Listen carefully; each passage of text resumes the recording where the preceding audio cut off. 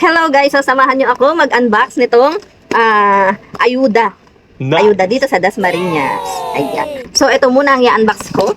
Ayan, galing to sa trabaho ng aking asawa. Ayan, pamigay sa kanila, sa company. Ayan, so ito yung i-unbox ko habang wala pa nga yung ating pamaskong handog dito sa may Cavite, sa may Dasmariñas City. Ayan, nag-iintay pa tayo.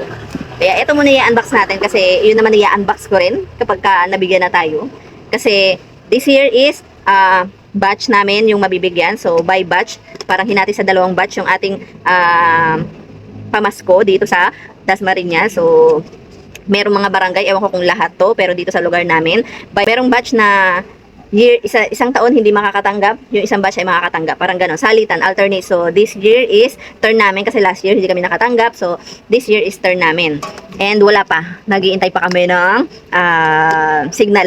Naghihintay pa kami kung kailan ipapamigay yung pamaskong handog dito sa bayan ng Dasmariñas dito sa may San Mateo. So, well, naghihintay tayo. Ito muna. Ayan, ito yung Pasko ng company na pinagtatrabahuan ng aking asawa. At ayan ang unbox natin. So, buti pa sila nauna na.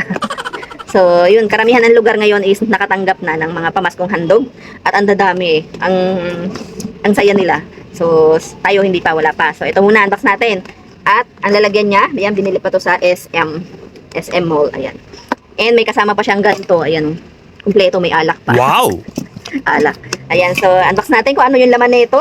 Napakasaya pag mag-unbox ka ng mga ganito, yung mga paayuda, no? Minsan lang to sa isang taon. Ito na nga, ang ating natanggap. Actually, hindi ako yung nakatanggap yung asawa ko. Pero syempre, sa amin to. Ito. Ayan, ito yung mga malatanggap natin. Meron tayong crispy fry. Para pag magpa-fry tayo ng chicken, may crispy fry tayo. And syempre, kung magsasalad naman tayo, meron tayong cheese. Medyo na-deform na lang siya. Pero cheese, pwede pa yan. And ayan, syempre, hindi mawawala ang ketchup para sa ating manok na ipiprito gamit ang crispy fry. Ayan, so, ayan, natin. So, meron tayong pang macaroni. Macaroni salad. Ayan, magagamit natin sa cheese. Macaroni salad yan. 1/4 lang yata to. 200 gram. And meron tayo, syempre, creamer. Ayan, may creamer tayo. Creamer. May creamer tayo para sa ating gagawing salad. Ayan, so tomato sauce. Medyo unano siya. Pero tama lang dito sa 200 gram. And ayan, meron pang tawag dito, tidbits na pineapple.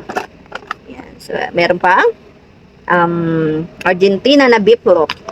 Madami din Magkano rin to. Tapos may jersey na condensed. So, kumpleto pang salad talaga.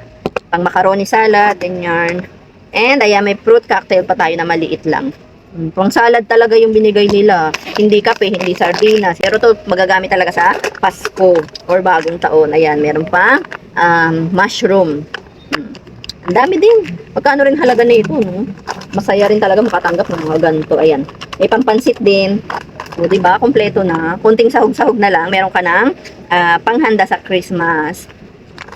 Pero siguro sa tingin ko nasa 500 plus to. Pero hindi pa kompleto. Meron kang macaroni. 200 gram. Ayan. Pero pang ilang tao lang to. Pero thankful, diba? Sobrang thankful tayo kasi nakatanggap tayo ng mga gantong blessings. Ayan.